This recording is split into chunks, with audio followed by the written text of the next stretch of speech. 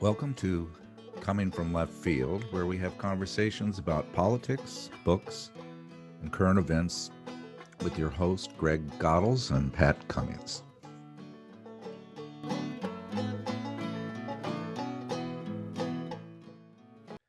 Why is a red MAGA wave overcoming rural America? Why does a small county in West Virginia vote for Bill Clinton by 70% in 1996 and then in 2020 support Joe Biden by only 14%? What's wrong with these people voting for Republicans whose policies are against their own best interest? If they would only listen to coastal liberals, educated elites, and Morning Joe on MSNBC. Perhaps the problem is not the deplorables residing in our flyover dystopia, but 4 decades of Wall Street implementing the NeoLiberal playbook, unleashing a new, virulent version of American capitalism.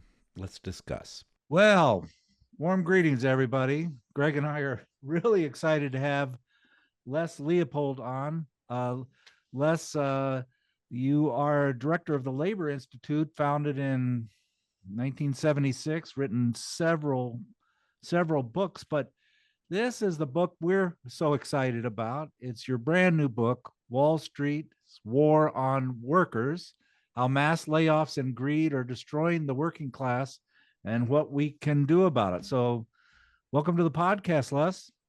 Thank you so much for having me. Really appreciate it.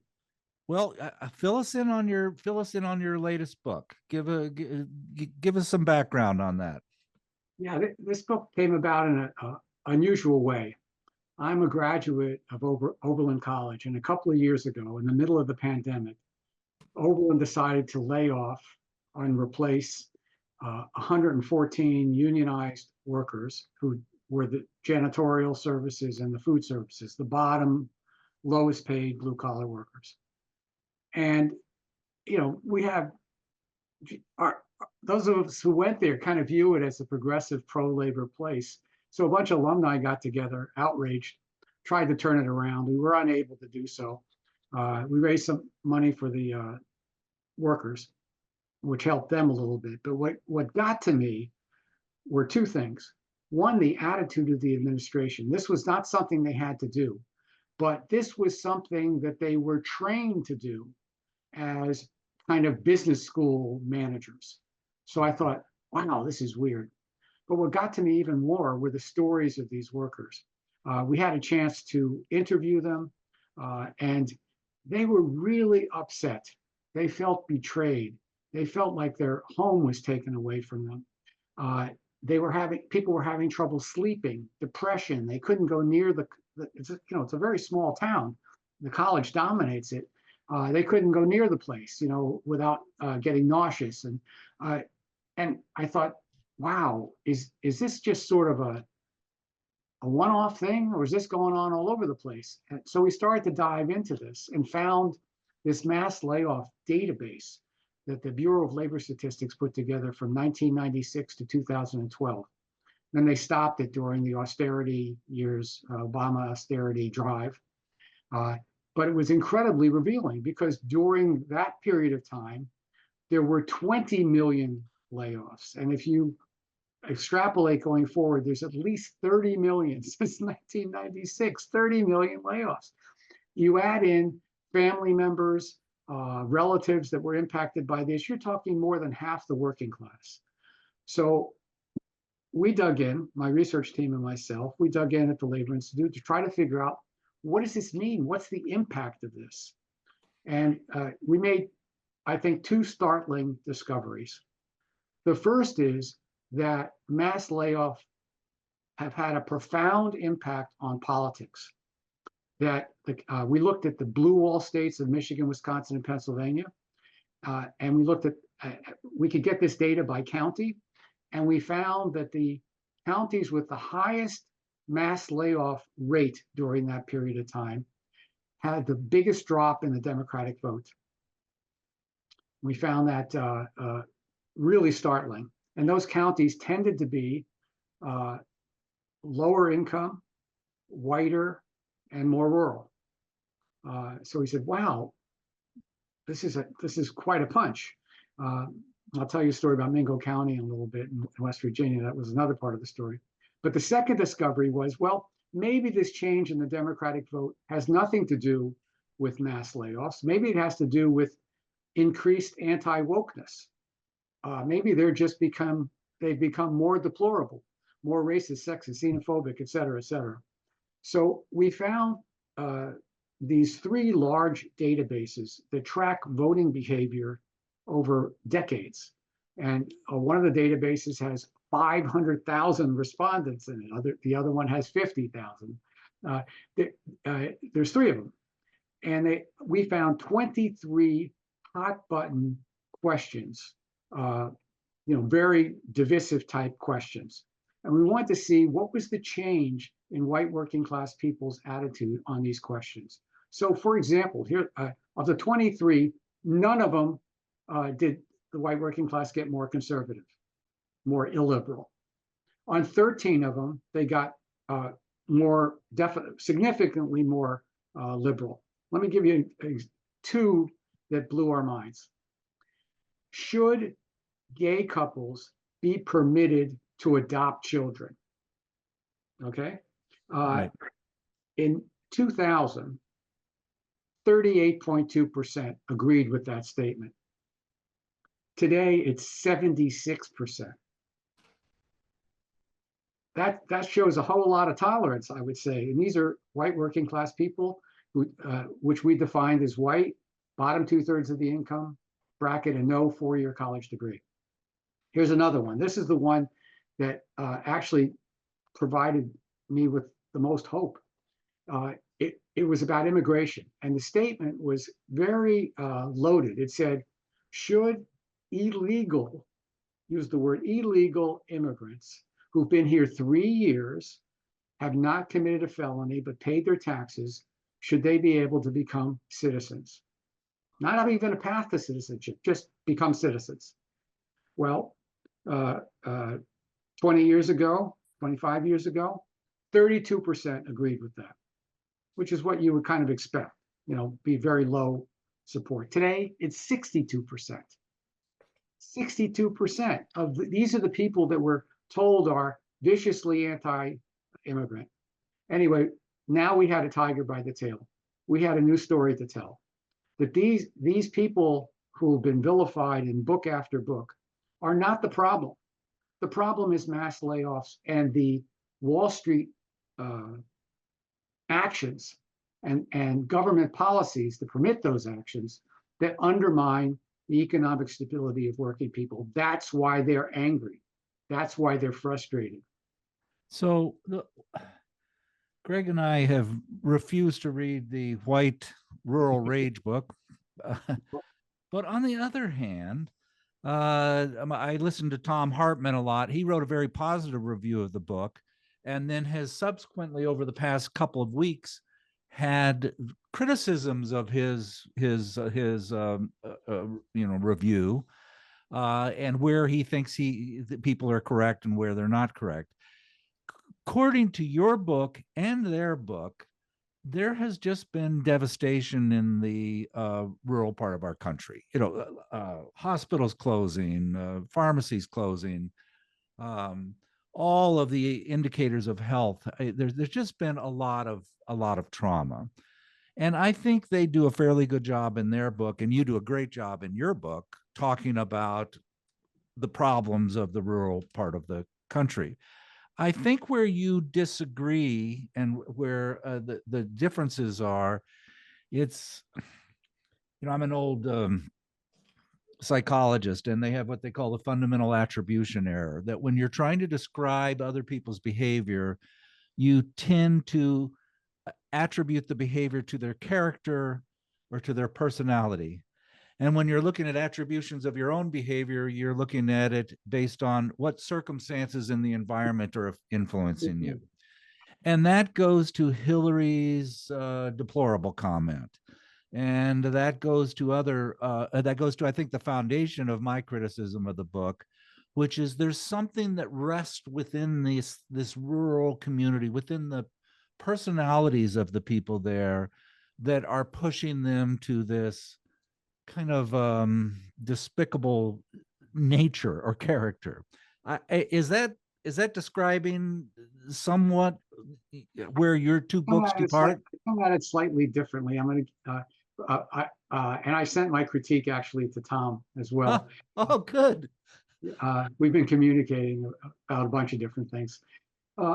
This is where the Mingo story comes out. It's what those fellows did is they've erased the idea of class as being a meaningful descriptor of what goes on in the country, and definitely what goes on in rural America. So there's such a thing in their minds called white rural Americans, whether they're rich, whether they're poor, whether they're bosses, whether they're workers, middle managers, small business owners, large business owners, they're all the same for the most part. I mean, of course, they wouldn't say they were 100% the same. But here's what's interesting. Both our books focused on Mingo County, West Virginia. And I can tell you exactly how the two books diverge. So Mingo County, we both agree that Mingo County, it was the heart of the Coal Wars that took place in the early 20th century. It became a war zone. It was occupied by troops, and it was liberated during the Roosevelt administration, Franklin Roosevelt administration. And the county became incredibly loyal Democrats. We agree on that. Bill Clinton got 69.7% of the vote in 1996. Joe Biden gets 13.9% in 2020. 69.7 to 13.9. So there's an enormous collapse. So what accounts for that collapse? That county lost more, and they would agree with this, they cited it as well. That county went from 3,300 jobs in 1996, coal mining jobs, to 300. A county of 24,000 people lost 3,000 coal jobs. And as far as I can tell, that was the most coal jobs lost in any county of any size in the country. All right, so it got economically devastated.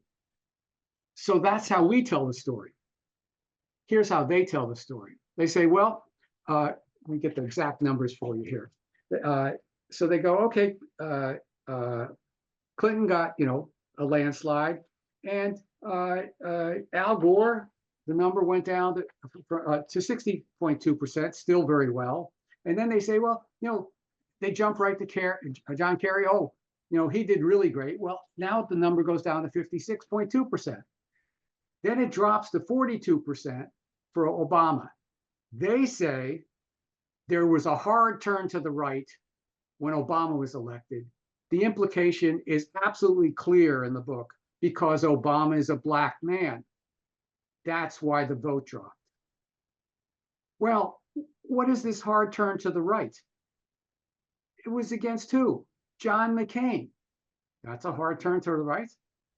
And the drop in the vote between Kerry and Clinton is also a significant drop. And Obama gets 3 times the percentage as Biden, who, as last I looked, is pretty white. So why attribute this to race? Because they're wearing the race lens, and they, as a psychologist, as a social scientist, if you go out looking for something, you can find an argument to prove it. But you cannot say there was a hard turn to the right when Obama was elected, because there wasn't a hard turn to the right. There was a drop all the way from Clinton against the Democrats all the way to Biden. Tremendous disappointment. Now, what was that disappointment about? And I'll finish the story because this is the remarkable part. What did the Democrats? There's all this talk, and Krugman writes about it. Oh, we provide all the services to rural America. The urban areas are subsidizing the rural Americans, and they're so ungrateful they end up voting for the Republicans who are against all these bills, Medicaid, Medicare, et cetera, et cetera. Well, yes, Mingo County got that, like every other rural county. What happened to job creation in that county? What did the Democrats do, who held power for 16 of the 24 years that Mingo County was experiencing this incredible, crushing collapse of coal mining? What happened there? Well, the Democratic Party gave up on the idea of big government creating jobs. That was something even Jimmy Carter had the CETA program, as you might remember, created 700,000 jobs in a matter of a few months during a recession in the late 1970s. That's what the Democrats do. Well, they stopped doing that, starting with Clinton. They said, no, the era of big government is over. So what did they do? They did nothing on the economic development side. They left it to the free market. Okay, what did the free market do? And for this story, you should really read the Guardian articles because they will just blow your mind. There's two parts of it. One part is these ambitious small drugstores started competing with each other to put out opioid prescriptions. And they ended up putting out an opioid prescription per minute. They got doctors lined up to sign these things. And people came from a 5-state area, the cars lined up to get their opioid prescriptions. So a few jobs were created in the opioid industry. That was economic development for this area. On top of that, Wall Street came in and picked over the carcass of the coal industry, and they're called vulture capitalists. They come in and during bankruptcy procedures, they try to grab some of the assets and basically take the health benefits away from the retired coal miners. This is what happened in Mingo County. And my line is this: if you don't rebel against the political party that you thought was protecting you, you're not awake. You must not have a nervous system. You should be angry. So their interpretation is whiteness, hard turn to the right, racism, etc. My interpretation is this is a colossal economic crash, and anybody who lives there would be extremely upset with whatever party was in power, and they would be rebelling against it. That's the difference between our books. Yeah, Whiteness or Wall Street. Greg, you grew up in a coal mining town, and your grandfather is a coal miner, so forth. What are your thoughts? I'm sure this book really hits home with you, doesn't it? It does, and I won't spend any time on the dispute between the two books because I think the other book, not Les's book, the other book is ideologically driven by liberal Democrats, apologists for the Democratic Party. I think it's as simple as that. It's not good social science at all, and you can argue less with them if you like. I choose to ignore them. Your book is right on the money, and it is a question of class. It's an issue that they will not touch. And I can put some meat on the bones of your empirical work. There's 3 areas in the United States that have lost the most population, largely to deindustrialization. And I live in close proximity to 2 of them, and I grew up in the third. And this is, I think, a measure of the unemployment you're referring to. That's what people do, some people do, when they're faced with that kind of massive unemployment, they leave. Steubenville, which is closer to Pittsburgh, where I live, than Mingo County, and Weirton, which is also closer to Pittsburgh. There are 2 of those, and the third one is Danville, Illinois, where I grew up and not far from where Pat spent a lot of time. Danville is the worst. When I was a kid, it was an industrial oasis in the middle of the Midwest. It was an 11-mile area that had a General Motors foundry, coal mines until 1947, had a Layoffs, General Electric plant. I can go on and on. It was an industrial area. Much of the population in the middle of these cornfields was Italian, Polish, Lithuanian, and so on, ethnic people. Today, it's all gone. 2 weeks ago, the last industrial base was Quaker Oats. 510 employees laid off, just dropped like that. They're going crazy. If you look at if you drive through Weirton and you drive through Danville, you see poker parlors. A big state prison. That's the largest industry now in Danville, is a state prison. You see tattoo parlors. The downtown areas of the small towns, Georgetown, Westville, Tilton, and so on, are devastated. They're just closed buildings. I mean, having grown up there, I can attest to this, but this is the bones of it. And I think any academic that wants to look at empirical data needs to like go to these places, talk to people, and see that history and see that evolve. And you're exactly right. It's mass unemployment. And of course, Danville now has the highest crime rate in Illinois. When I grew up, I lived on a block on East 14th Street in Georgetown, and it was a loop. It was called the Horseshoe. I can go to every house on that horseshoe and tell you where people worked, mostly in the General Motors plant or they were retired coal miners, but the other General Electric, Layoffs, and so on. My cousin Jimmy worked at Layoffs and then at Quaker Oats. This is what it was, and this is what it is. And it was a Democratic Party hotbed when I was a kid. Ori Miller, our committee person, would come around, offer rides. Everybody voted Democratic. Today, it's just one Trump sign after another. And until Democrats come to grips with this and their ideologues in academia and look at this honestly and see their own failings, they will never understand Trumpism. Never. And I think that's what you're saying. But that's all I would add is I have some personal experience, and it's a rich experience that involves actually 3 experimental areas that I live close to and know intimately. Let me tell you a story that I think a tale of 2 countries. That because what we've been sold is that what happened in those areas, the devastation, was basically inevitable. That it was the result of international competition, new technologies, and there's nothing we can do, and that's why people have just given up. I think intellectuals have given up even worrying about it. Oh, there's nothing you can do. Maybe you do, Medicare for all or something like that. Well, let me tell you the story of Seamans, which was actually the 3rd discovery of the book. When I first got into this and saw how big the problem was, I thought, well, the only thing that you can do is have a better social safety net. Because I sort of didn't think that these corporations could do anything differently. They were so locked into their way of being. Well, Siemens Energy decided to get out of the compressor building part of their operations, so that they're going to lay off 7,000 people starting like 3 years ago.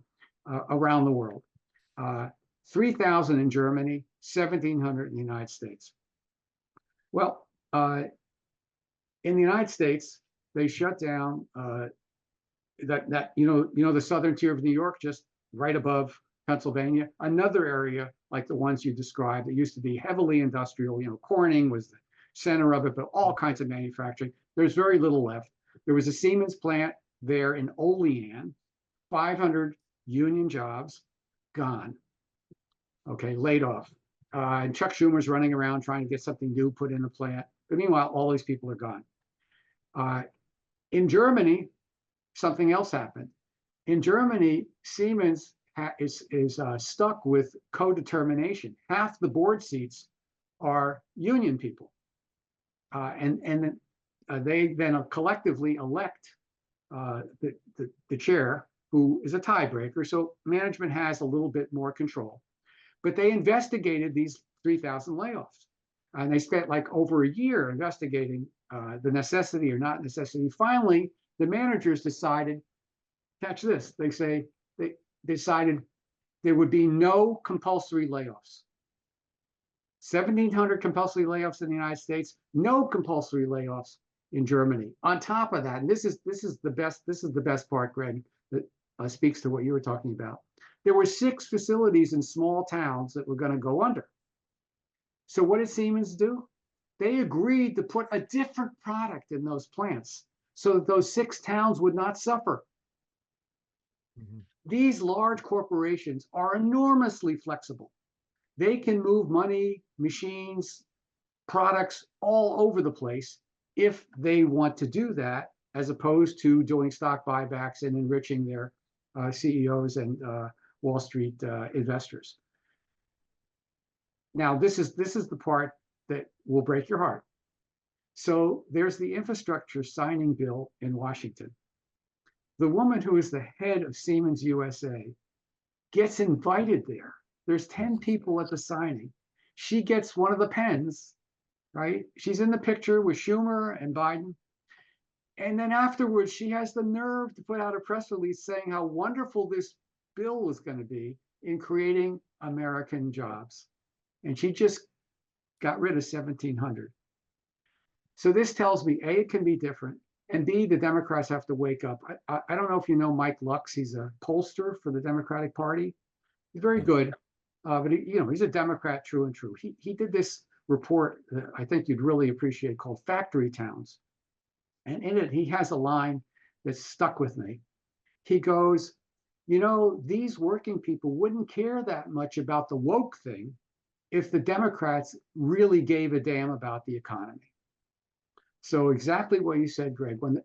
What I'm trying to say in support of what you're saying is if the Democrats would just grab the mass layoff problem, use their power to stop them or stop a few, it would be so well received, I think, across the country.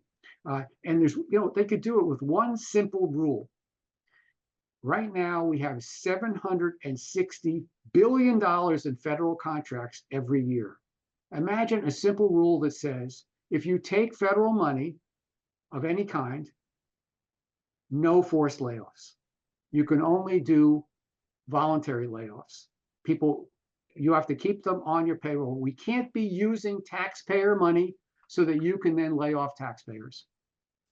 I think they'd get standing ovations wherever they went across the country if they instituted that. Well, that's the Sherrod Brown versus Chuck Schumer, cage match.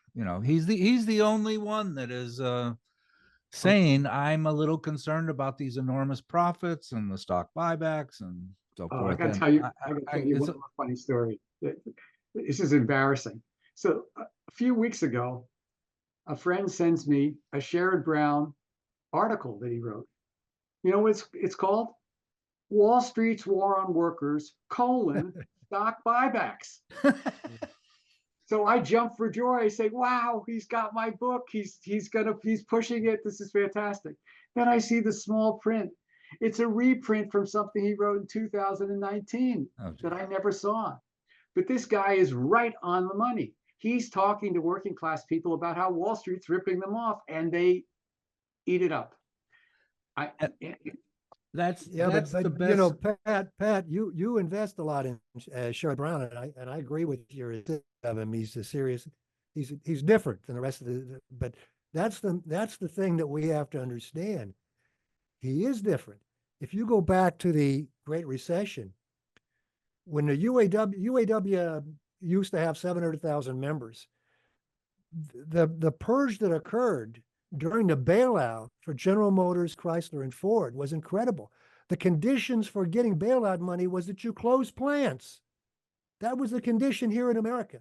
In France, the condition was to Renault and Peugeot, we will not get you the bailout money unless you retain those plants and retain those jobs.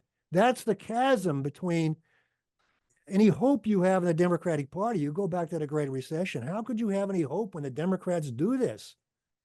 Obama did this. That story is even worse. This part is almost unbelievable. The guys that were the car czars, that were putting together the package to bail out GM and Chrysler. One of them, afterwards, right after we paid him to learn everything there is to learn about these companies, he goes and starts a hedge fund, works with a hedge fund. They then, you can't make this up, they then buy a bunch of GM stock, go to the GM board and say, we want, after they laid off all these workers, did all the pay cuts and the two-tier wage system, et cetera, we want a $5 billion stock buyback. And they got it. So the very people that engineered the bailout, within 5 years, basically rape GM of $5 billion, and the workers got, suffered. Thank God for Sean Fain and the Reform Caucus of the UAW, because they called them on this. They started pointing out stock buybacks, and they won that strike.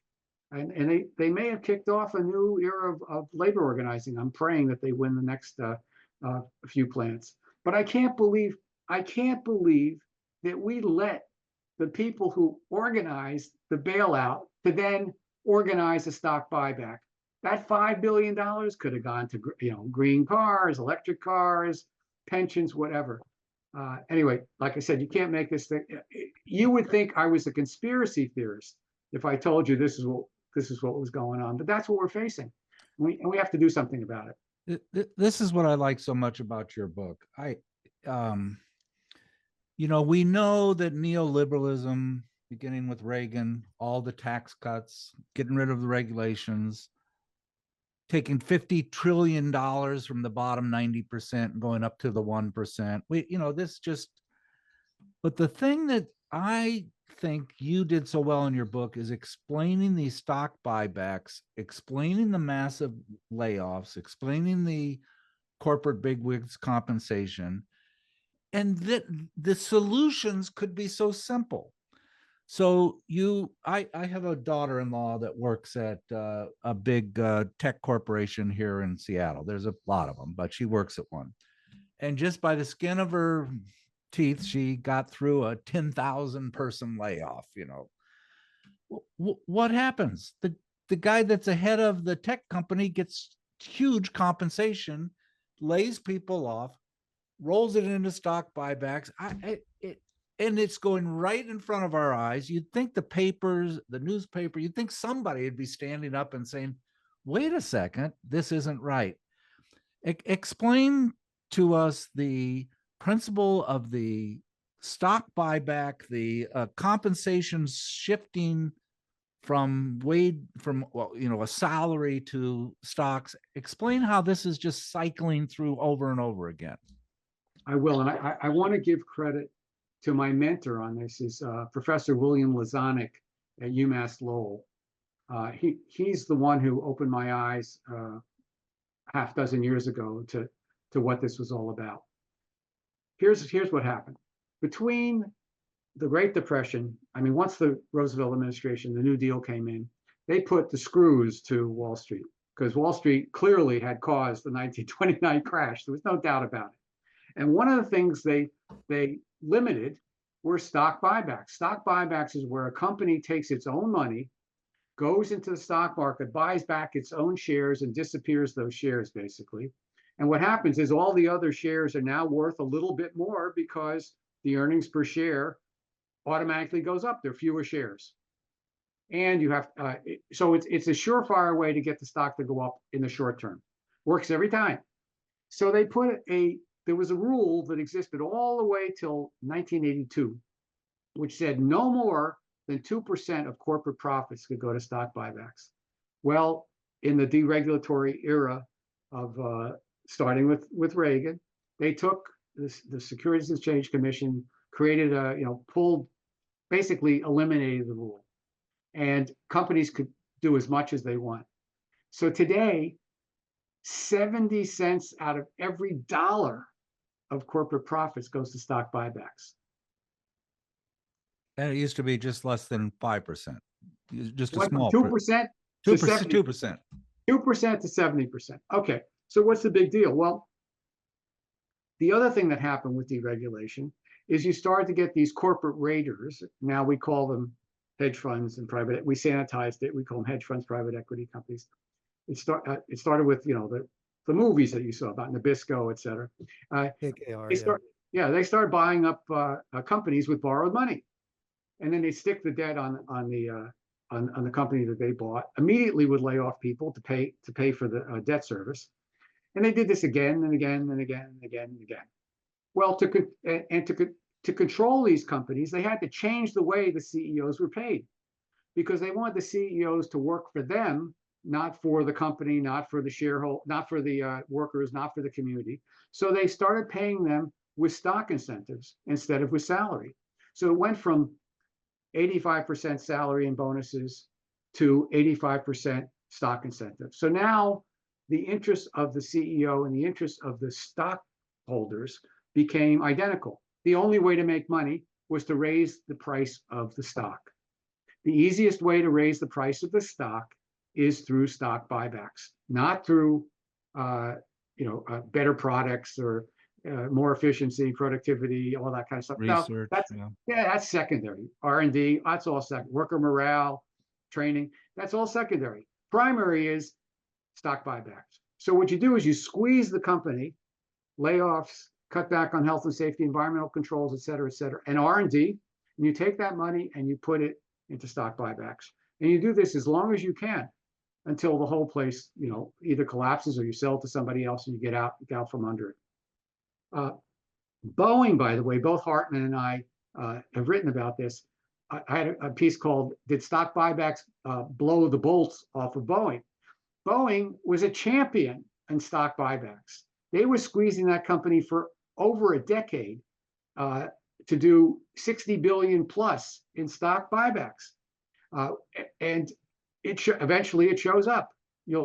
Something is because they're not going to spend that extra dollar to fix things. Anyway, so you have the CEOs being paid this way and the stock owners being paid this way. And this was a dramatic shift in 1980. And then it grew and it grew and it grew. So today, it's you can hardly find a company that hasn't gone through a leveraged buyout. Every leveraged buyout, you're going to get layoffs. They've done studies of this, that if you take two companies, one goes through one of these buyouts, the other one does not, on average, over thousands of companies, there's going to be a 13% drop in employment in the leveraged buyout company, the Toys R Us and Bed Bath & Beyond, places like that. And there's going to be an increase in employment in the other companies. So the game has been rigged.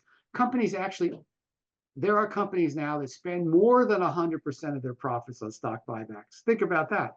They actually go into the debt market, borrow money, stick it on the company, and then use all their profits plus the money to do stock buybacks. And we let them do this. We let them do this. This is insane. My mother-in-law had a stroke this summer, and she's in an assisted living facility, and she's doing well, and she's happy, and it's not a horrible story.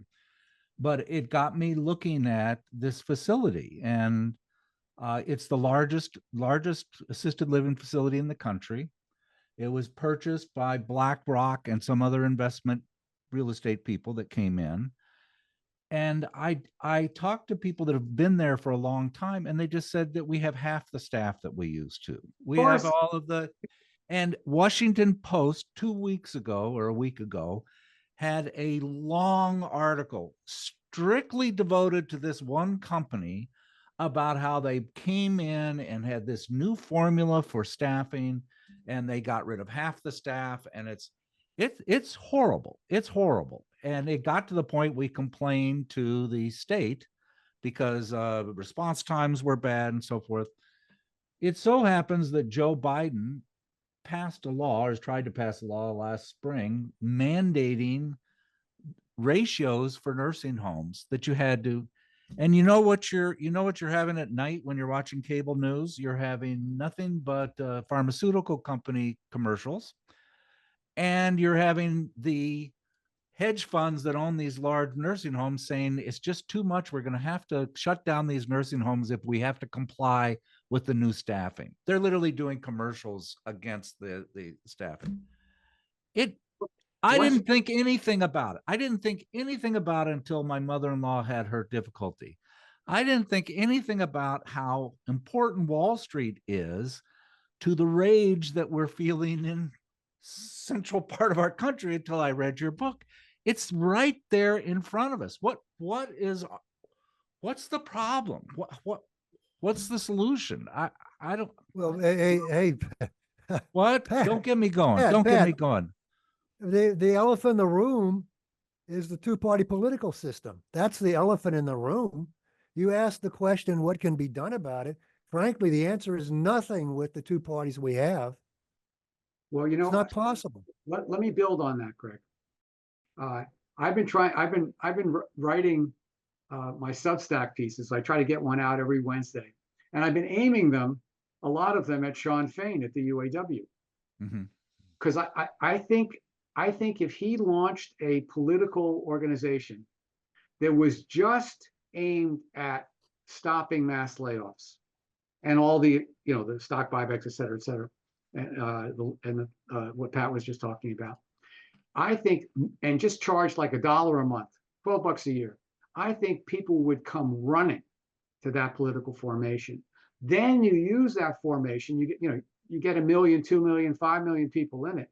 You use that formation to line up politicians against the wall, saying, you want our support, you got to support this agenda. Stop the stock buyback, stop the mass layoffs, etc. But have it be a focused agenda. Don't try to be a new political party, etc. At this point, just try to round people up in a very clear cut. This is about your job security, your job stability. Every American who wants to work and is able to work should have a job that is relatively stable, because you can't live in America if you're being pushed from job to job. You just can't make, you're going to have a miserable life. I think people would come running.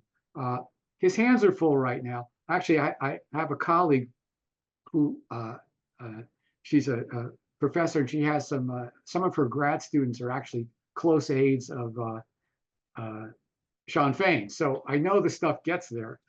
He just hasn't called back yet to say, okay, Les, how do we let's sit down and talk about how to do this.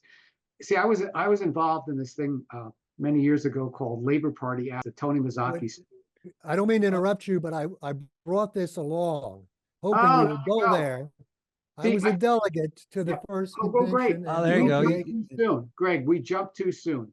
It was wild because we didn't have the base to start a new party. But when we had Labor Party advocates going, people were coming from all over to join. Had we waited 10 years, we would have had millions of people. Then I think we would have been a significant force. But I think that to make anything happen, you need a significant union, a big one like the UAW, to basically put its credibility on the line. Unless we build some sort of bottom-up movement, I don't think you can get the two parties to take these issues seriously. They'll wave at them, but you watch. No one's going to talk about mass layoffs. They'll talk about jobs in the future. They'll talk about economic growth. They'll talk about all the new jobs they created someplace else, right? Yeah. Meanwhile, all these people, this is the killer, right? The neoliberals, whether they be Republicans or Democrats, they say something like this: well, yes, your job is disappearing, but your kids, when they get an education, they're going to be able to work in the booming high-tech industry, right? Last year, by the way, high-tech does probably more stock buybacks than any other area. Sector. And mass layoffs. Well, there you go. Last year, 262,000 jobs got cut. 262. So far this year, another 74,000. It's insane. And I'm waiting. I mean, this book came out now with the hope that we could inject it into the political discourse. But, we're kind of frozen out. They don't want to hear this on MSNBC and on CNN. They don't want to hear this. And they certainly don't want to see Greg's Labor Party sticker. God forbid. They'll run you right out of town. Well, Les, I think we have to study these third-party movements. Doing a lot of reading about the old Progressive Party in 1948. And I think a lot about, and I should study more. I think we all should study more the LPA and Labor Party. But I think, the context of that was the change in the labor movement. It says something about the flaws in the labor movement. In this convention in Cleveland was June of 1996. In 95, Lane Kirkland stepped aside, it was pushed aside. And it was the Kirkland regime and the labor movement that created really the Labor Party. I mean, Tony Mazzocchi and others said, we can't take this anymore. This is insane. Lane Kirkland is, we're losing jobs everywhere, and he does nothing. So the party comes into being, and it was objectively needed and necessary at the time, and it had a lot of support. UMWA, AFGE, of all unions, American Federation of Government Employees, and UE, of course, but it wasn't huge, but it was substantial. But when Sweeney gets elected, the air went out of the balloon. We'll go back to the AFL-CIO. All the cures are there because we've got a good person. He's changing everything. It's the end of AIFLD and all that messing in everybody's business. And it was BS. It was BS. It didn't go anywhere. I mean, it went back to the same old patterns. That's one of the reasons we need more in the labor movement than just Sean Fain. We need much, much more to make this work. And we need much more militancy in the labor movement than we're seeing today. I too hope that he takes on political action, independent political action, but it's got to be more than just Sean Fain.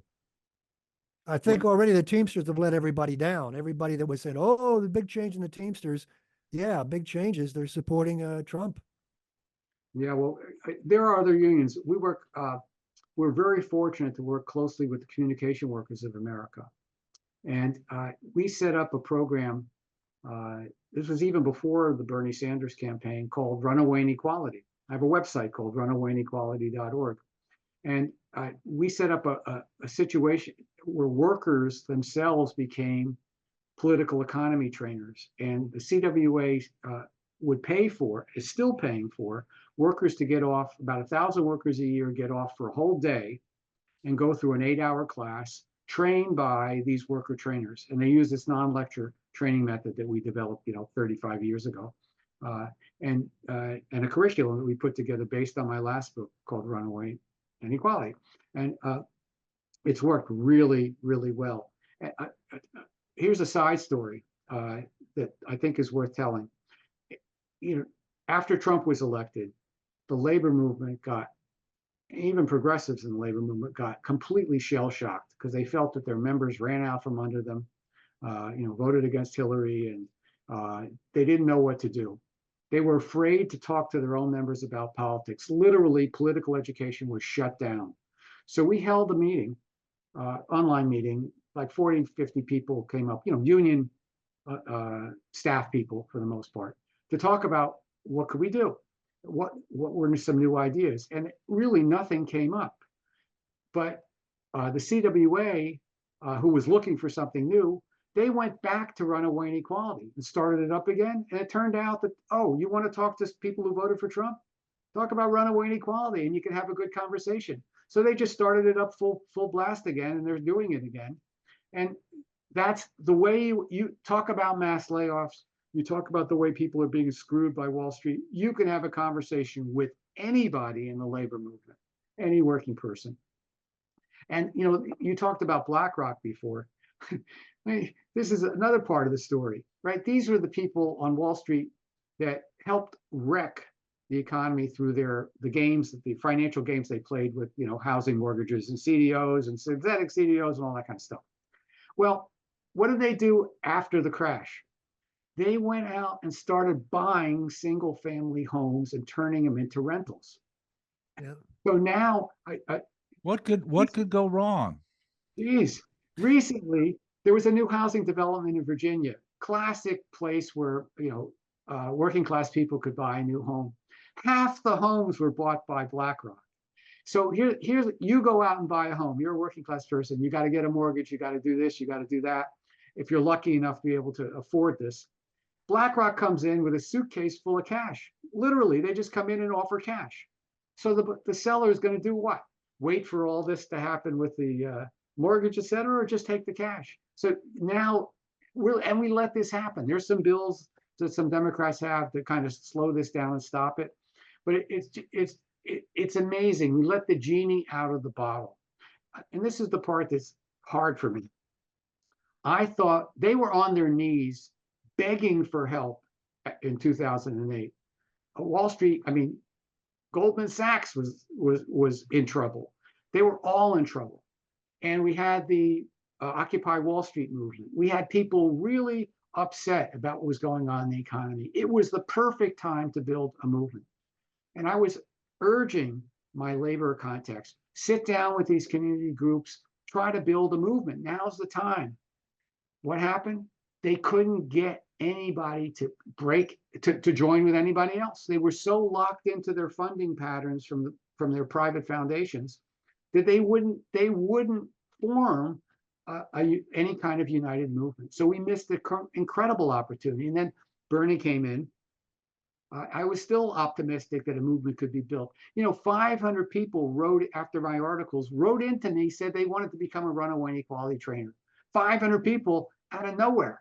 So we tried to reach them. We tried to get something going. I was incredibly optimistic.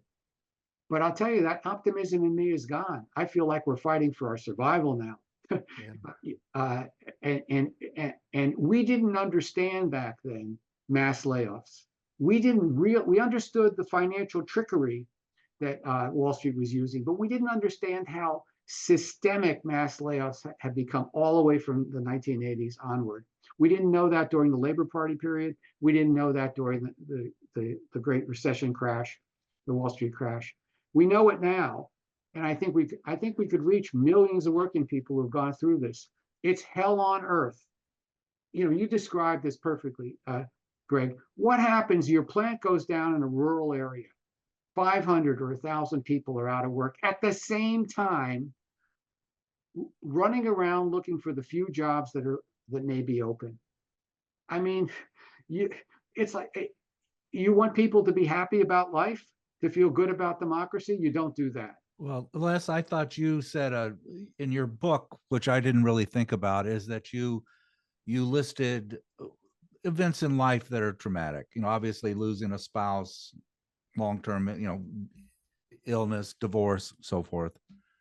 And being laid off from a job is like right up in the top 10. I would have top 6 or 7. I mean, it's up there with losing a child.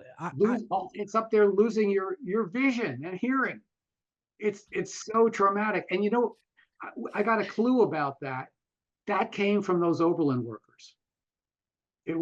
They got me to look for those studies because they were so upset. I mean, each chapter, as you might have seen, starts with a quote because we interviewed them. We have the transcripts from an Oberlin worker, and they are really sad. And by the way, several of them got really angry, turned on liberalism. They saw the college as a liberal institution. How could they do to us? They're phonies. They're not really liberals. If that's what liberalism is, I'm not a liberal.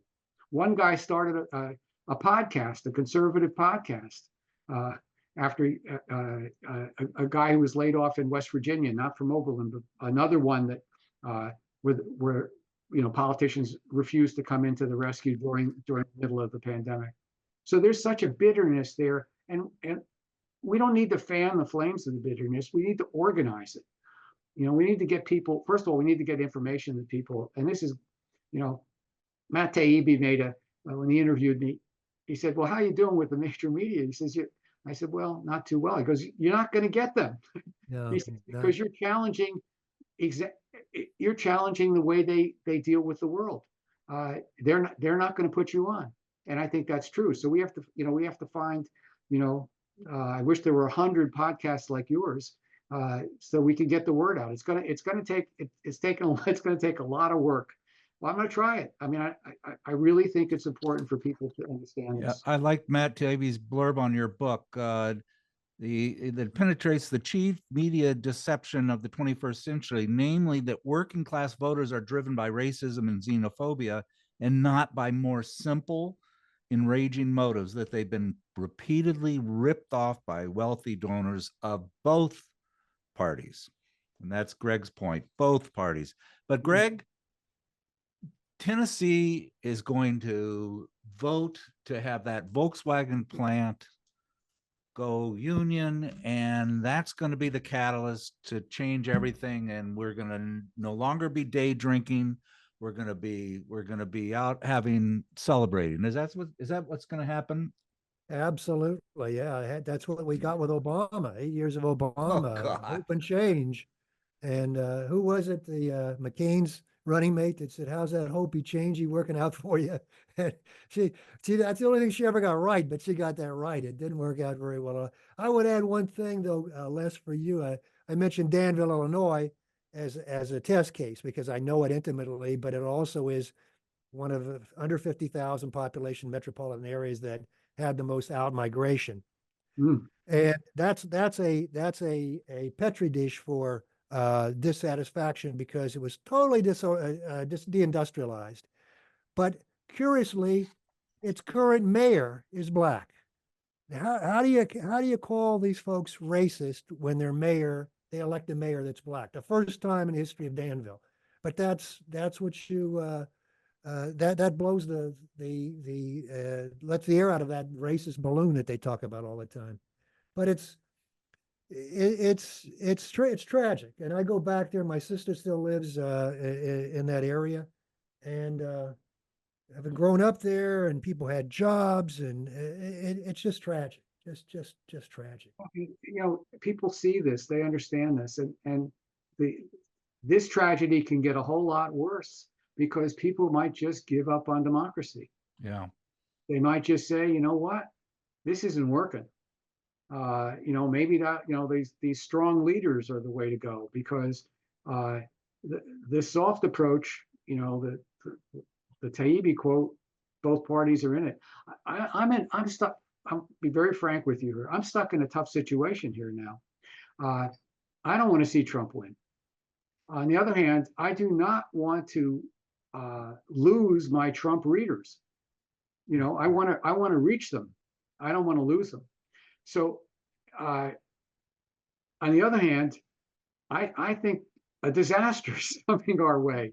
I was on this Coast to Coast show last night, and in the second hour they do this call-ins, and whoa, it wasn't one guy. Two of them were really pro-Trump. Several of them were really anti-labor. All of them, except maybe one person, was anti-Biden, and they were from all over the country. Very down-home people. And I'm thinking, where are we headed? What is this going to look like under a Trump situation? And what, if anything, should I be doing? I can't write puff pieces about Biden. I just can't do it. I can't write puff pieces about the Democratic Party unless they do something.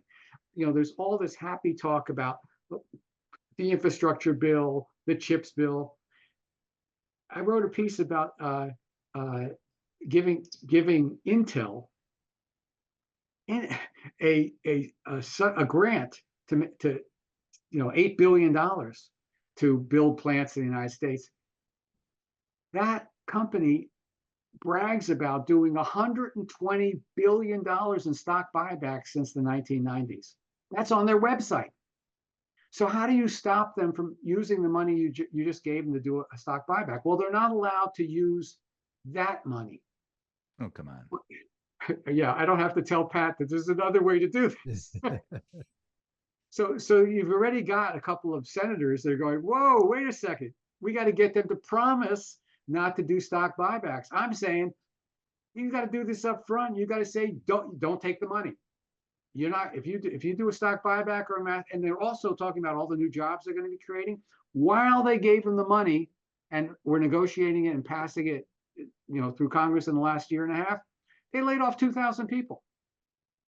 So, by the time this is all done, it might be neutral in terms of, there'll be construction jobs, God bless the building trades, but there may not be any new manufacturing jobs because they'll be laying off people and doing stock buybacks. So they've got to do something more directly. They have to actually intervene and stop a mass layoff, say no. And they don't need legislation to do that. Biden can just get up on the bully pulpit and say no. There's a funny, I'll leave you with this one. During that Trump thing with Carrier air conditioning, where he, sort of a, showboat thing to keep the plant open. It sounded good when you heard him talk. It was exactly what people. It was perfect. Very good. How it actually worked out, and et cetera. It's always a little complicated. Yeah. But you know what? It was widely popular in the polling that was done afterwards in both parties. All right. The CEO of United Technology that owns Carrier, they asked him, why did you do this? Why did you agree? You didn't have to agree. He goes, I was born at night, but not last night. We get 10% of our money from the federal government. All you have to do is remind these big corporations how much of their profit comes right from the taxpayer. It's not that hard. Don't do, go to the Seamans lady and say, guess what? You're not coming to the infrastructure bill. You're not getting any more federal contracts if you don't do the same thing that you're doing in Germany, you got to do here. No compulsory layoffs. She would have said, okay. She would have immediately folded her tent. But they don't want to do this because they're afraid they're going to be seen as anti-corporate, anti-business. They feel, plus they're afraid they're going to lose their Wall Street cash, the donors, et cetera, et cetera. So we're in a tough spot. I'm trying to figure out how I should play this game. I'm trying to just be straight ahead. But even some of my colleagues at the Labor Institute are saying, whoa, you can't write that. Yeah. I'm thinking my only hope, my only hope is maybe there'll be a resurgence of really good functional labor movement, because it's tough. You can't just have Biden walk around saying, look how wonderful the economy is, unemployment's low, when you're looking at, student loans and housing costs going up, and, people can't get, it isn't that good. It's good for me. It's good for a certain percentage of people. It's not good for young people that are or just anybody getting that's started. kicked out of their job. The 270,000 workers in the high tech industry, it's going to be hard to convince them that this is a great economy. Right. But I think Pat's right. I think the hope lies in the labor movement. I'm not optimistic because I've been let down too many times, but that's where I'd place my hope as well. And I shared with Pat data on compensation and productivity in the United States since 1979. And it's not just layoffs, it's people that are working and they're getting less and less for what they're doing. They're producing more and more and getting less and less. And that really broke that the long post-war congruence of those two ended in 1979. Actually ended before that. Since 72, we really haven't seen compensation go up. That's the key graph in my Runaway Inequality book. And so when Pat must have missed it in your book because we argued over it. But anyway, it shows you that even without being laid off, you're hurting. And now with inflation, it's only exacerbated. People that are doing rather well are telling me that, hey, I don't feel comfortable now with inflation. So the two-party system is facing this. And so are the people in Europe. I mean, in Italy and with the right-wing government, in France, with the threatened right-wing government, AfD in Germany, and so on. These are outgrowths of this economic chaos. And see, nobody believes you, Greg. Nobody believes you. It's all about immigration. Well, one of the things that we did is we went and looked at a whole collection of studies done on Europe. I'm no expert on Europe. I don't read foreign languages very well. I don't trust myself to understand it. But these studies were very clear because they were about what we were looking at in the United States. And they checked why were people going to the right politically or withdrawing from politics. It all had to do with job instability. It wasn't about immigration. It was job instability, being left behind. The decent life that you described, that you saw in Danville, seeing that ripped up in places all over Europe, and younger people not having the opportunities to get ahead and going from job to job, and not very good ones. This really bothers people, and it shows up in these studies. One of the chapters has them in there, and I was surprised. I expected them to say it's immigration, and it's not, and it's not the woke stuff. Anyway, I agree with you guys. It's got to be a resurgent labor movement. I'm a little bit. I've also been disappointed many times. The reason I rely a little bit on Fain right now is he talks class politics. Mm-hmm. You don't hear many labor leaders these days saying billionaires shouldn't exist, right? That takes a different kind of leader. That's a Mazzocchi type person, who talks about class as a whole. You're not going to, even from my buddies at CWA, they privately they talk that way, but they haven't been, getting on bully pulpit and saying it. and you're not hearing that out of the Teamsters. That's going to be a very mixed bag there as that evolves. You know, watch out for Josh Hawley, Who's Josh Hawley? senator from Missouri. Missouri. He's teaming up with the Teamsters. He went to their Yeah. picket lines. He's actually putting together an anti-corporate, not just anti-woke corporate, but actually an anti-corporate pro-worker platform.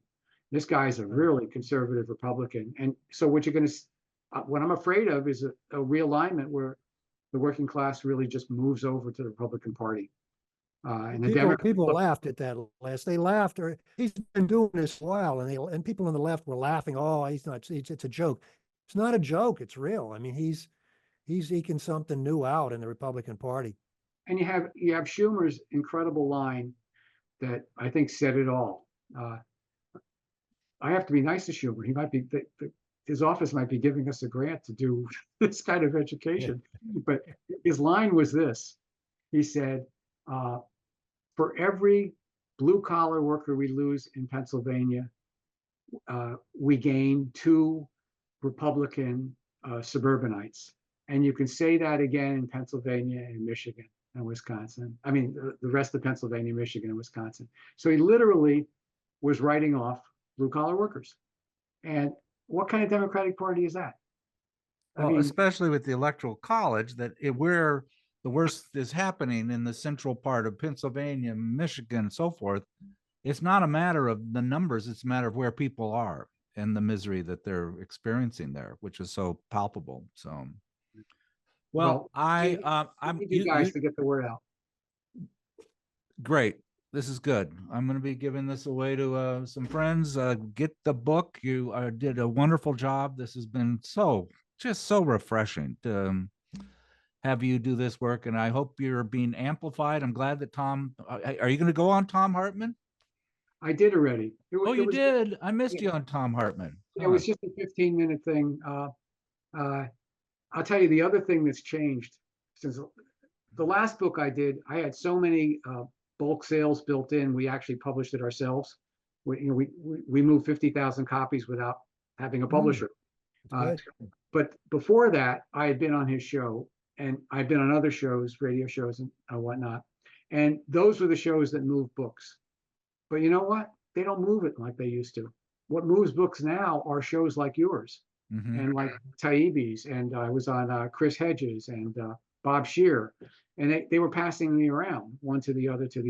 Right. So if you can think of any place else that might be interested in this, please pass me on, because it's a new world. You should, Greg, you should write an article about this. It crossed my mind. I think I will. Greg, as the editor of, I don't have to tell you, it's one of my favorite podcasts. I really appreciate you, Les. I mean, these are things that have to be said, and they're said too infrequently. Yeah. Well, if you can do an article review someplace, that would be just greatly appreciated. That's the only chance we have. Yeah. Hopefully, it will. Somebody along the line will get influenced, and look, we're throwing a pebble into a lake here. Yeah. Maybe an ocean.